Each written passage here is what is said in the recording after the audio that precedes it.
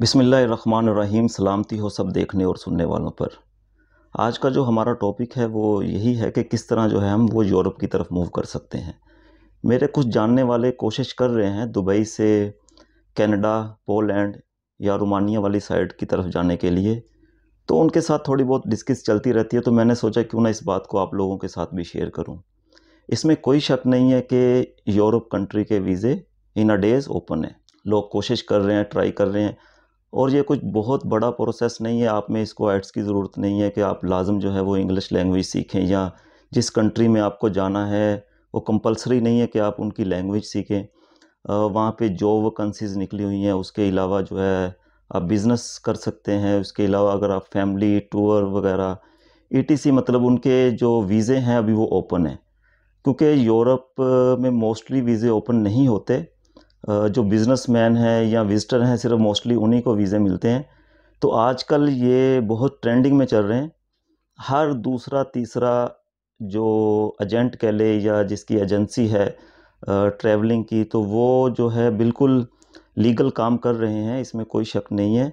Dubai से जो है वो जाना बहुत ही आसान है। और यहाँ का जो प्रोसेस है वो भी इंतहाई आसान है, क्योंकि आपकी जितनी भी फॉर्म फिलिंग है और जितना भी इसके अंदर जो चीज़ें भी इंक्लूड हैं वो सब का सब वो खुद ही कर देते हैं। तो सिर्फ़ आपको इस पे पैसे लगाने हैं, और वो पैसे भी जो हैं वो बहुत ज़्यादा नहीं है। वो आप कह लें कुछ 10 से 15 हज़ार दिरहम के राउंड बाउंड आपका जो है वो हो जाता है प्रोसेस। इसके अंदर सारा आपका काम हो जाता है। पाकिस्तान से India, Bangladesh, Sri Lanka, Indonesia, in country से या इनके जैसे और कंट्री से यूरोप जाना बहुत मुश्किल है। और जो लोग हैं वो अनलीगल तरीके से जाने की कोशिश करते हैं। पैसे भी उनके तकरीबन इतने ही लग जाते हैं, लेकिन फिर उनके साथ बहुत सारे हादसात हो जाते हैं, या वो जा नहीं सकते, या उनके साथ फ्रॉड हो जाता है। इस तरह की बहुत सारी चीज़ें सामने आ जाती हैं।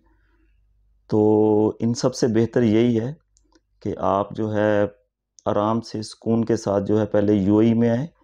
यूएई से फिर जो है वो आप यूरोप की तरफ जो है वो मूव हो जाएँ। मैंने बहुत सारे अपने जानने वालों को जाते हुए देखा है, मिला भी हूँ, और उनके पहुँचने के बाद उनके साथ बातचीत भी हुई है, और वो बिल्कुल लीगल तरीके से पहुँचे हैं।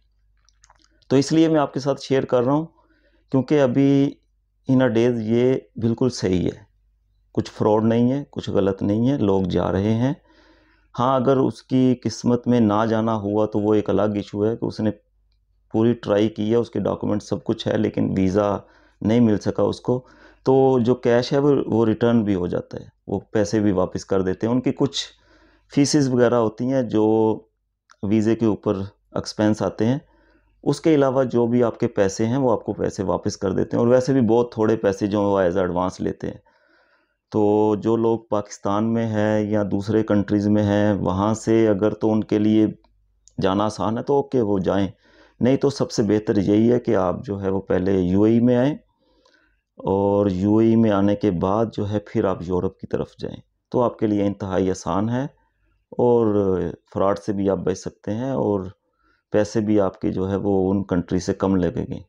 बाकी यूएई में आने का क्या ख़र्चा है, कितने पैसे लगते हैं, और कौन-सा वीज़ा चाहिए, ये एक अलग से इश्यू है। लेकिन यूएई से यूरोप की तरफ मूव करना इंतहाई आसान है। Thank you.